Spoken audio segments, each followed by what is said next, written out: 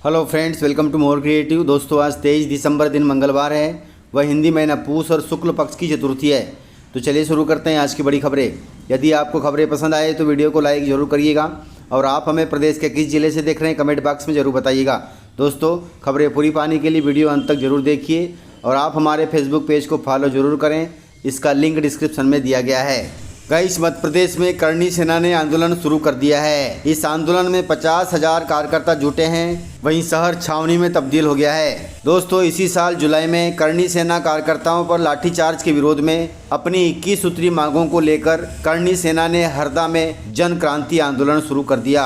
कई जिलों से कार्यकर्ता हरदा में जमा हुए। वहीं आंदोलन में राजपूत समाज की कई महिलाएं भी बड़ी संख्या में शामिल हो गई।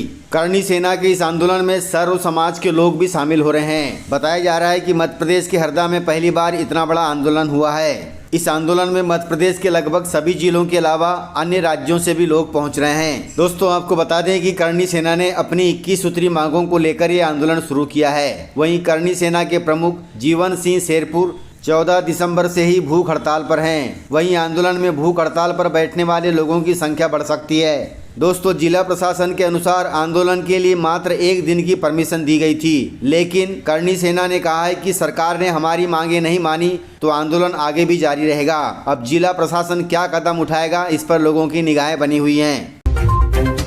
गाइस, हवाई यात्रियों के लिए गुड न्यूज है। इंडिगो ने शुरू की है रीवा से अंतर्राष्ट्रीय हवाई सेवाएं। 12 देशों की हो गई अब तक बुकिंग। दोस्तों, मध्य प्रदेश के रीवा एयरपोर्ट से अब दुनिया भर में यात्रा की जा सकती है। इसके लिए इंटरनेशनल कनेक्टिविटी मिलेगी। वहीं इंडिगो एयरलाइंस की रीवा से इंदौर के लिए नियमित उड़ान सेवाएं 22 दिसंबर से शुरू हो गई हैं। इंडिगो ने रीवा से कई देशों के लिए टिकट बुकिंग की सुविधा भी शुरू कर दी है। रीवा एयरपोर्ट से यात्रा शुरू करने वाले यात्रियों को इंदौर के रास्ते दूसरे देशों की फ्लाइट से भी कनेक्ट किया जाएगा।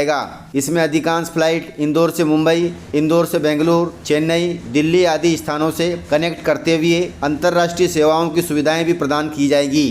दोस्तों, आपको बता दें कि इंडिगो की वेबसाइट पर अब तक 12 देशों के लिए बुकिंग शुरू हो गई है। ये सुविधा शुरू होने के बाद रीवा के साथ विंध्य क्षेत्र के लोगों को भी बड़ी सुविधा मिलेगी। वहीं रीवा एयरपोर्ट से यूपी के प्रयागराज और मिर्जापुर आदि क्षेत्रों के लिए भी हवाई यात्रा मिलेगी। कुल मिलाकर इंडिगो की एयरलाइंस चालू होने से हवाई यात्रियों को राहत मिलेगी।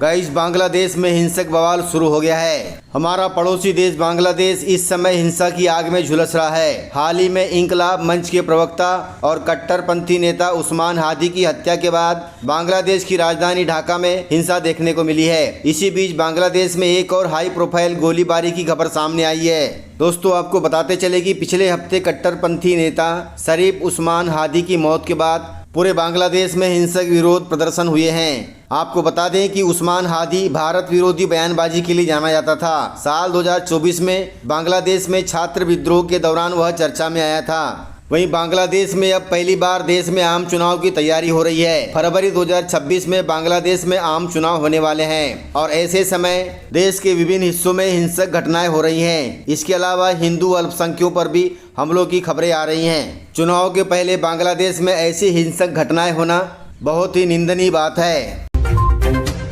गाइस, ऊर्जा मंत्री ने ऐलान किया है कि मध्य प्रदेश में खुलेंगे अब बिजली थाने, जिससे विद्युत चोरी पर लगेगी लगाम।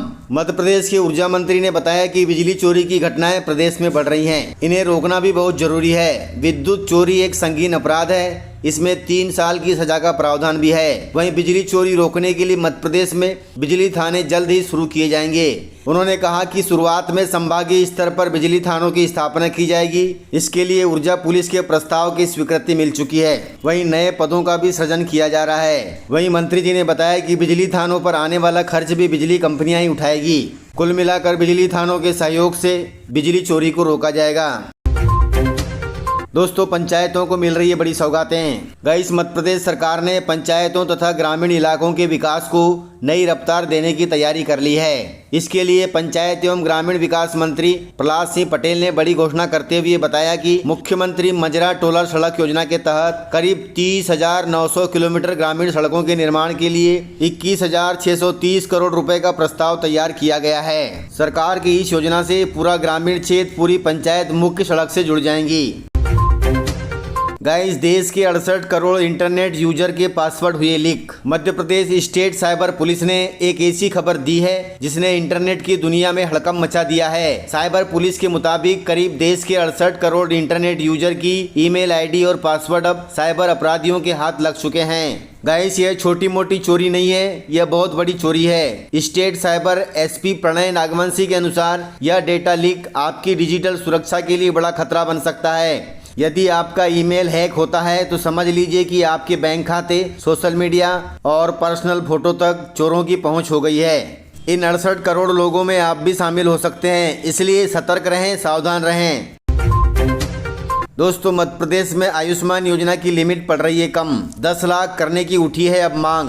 दोस्तों, आज के दौर में आयुष्मान भारत योजना को देश की सबसे बड़ी स्वास्थ्य सुरक्षा ढाल माना जाता है। सरकार दावा करती है कि ये गरीबों के लिए वरदान है। कड़वी सच्चाई यह है कि गंभीर बीमारियों के सामने ये योजना घुटने टेक रही है, क्योंकि योजना के 5 लाख रुपए कम पड़ जाते हैं। प्राइवेट अस्पतालों के बजाय सरकारी अस्पतालों में भी कैंसर, न्यूरो और हार्ट ट्रांसप्लांट जैसी बीमारियों का खर्च लगभग 10 लाख रुपए के पार हो जाता है। वहीं राजस्थान, दिल्ली और गुजरात जैसे राज्यों ने अपने नागरिकों के लिए योजना की लिमिट बढ़ा दी है। अब ऐसे में सवाल उठता है कि मध्य प्रदेश में ये फैसला कब लिया जाएगा। दोस्तों, आपको बता दें कि प्रदेश की राजधानी भोपाल में ही हर महीने करीब 500 ऐसे केस आते हैं जहां इलाज के बीच में ही आयुष्मान कार्ड का पैसा खत्म हो जाता है। इसके बाद मरीज के परिवार को या तो कर्ज लेना पड़ता है या फिर इलाज छोड़ना पड़ता है। अगर सरकार योजना की लिमिट को बढ़ाकर 10 लाख कर दे तो प्रदेश के 80% मरीजों को दर दर भटकना नहीं पड़ेगा। सरकार को इस पर संज्ञान लेना चाहिए और योजना की लिमिट को 10 लाख रुपए करना चाहिए ताकि मरीजों को राहत मिल सके। दोस्तों, किसानों के लिए जरूरी खबर है। मध्य प्रदेश में हर किसान पर 1,84,000 रुपए का कर्ज है। नेता प्रतिपक्ष उमंग सिंगार ने किसानों की आर्थिक स्थिति को लेकर मध्य प्रदेश सरकार पर गंभीर आरोप लगाए हैं। उनका कहना है कि न्यूनतम समर्थन मूल्य पर फसलों की पूरी खरीदी न होने के कारण किसान बाजार में कम दाम पर अपनी फसल को बेचने के लिए मजबूर हैं, जिससे उनकी आय घट रही है और उन पर लगातार कर्ज भी बढ़ रहा है। इसके अलावा सरकारी आंकड़ों का हवाला देते हुए उन्होंने कहा कि किसानों पर लगभग 1,69,000 करोड़ रुपए का कर्ज हो गया है। वहीं प्रति व्यक्ति किसान पर कर्ज 1,84,000 रुपए है और सरकार कोई कारगर कदम नहीं उठा रही है। उमंग सिंगार ने कहा कि प्रदेश में किसानों की स्थिति बदहाल है। किसानों पर कर्ज का बोझ लगातार बढ़ता जा रहा है। हाल ही में प्रदेश में 1 दर्जन से ज्यादा किसानों ने आत्महत्या भी की है, जिनकी मुख्य वजह कर्ज का बोझ और फसल के नुकसान का मुआवजा न मिलना था। कुल मिलाकर कांग्रेस ने सरकार को किसानों के लिए घेरा है, जो कि अच्छी बात है। दोस्तों, इस प्रकार से खबरें थी। यदि आपको खबरें पसंद आई हो तो वीडियो को लाइक, शेयर एंड सब्सक्राइब जरूर करें। तो मिलते हैं सर अगले वीडियो में, तब तक के लिए जय हिंद, जय भारत, जय मध्य प्रदेश।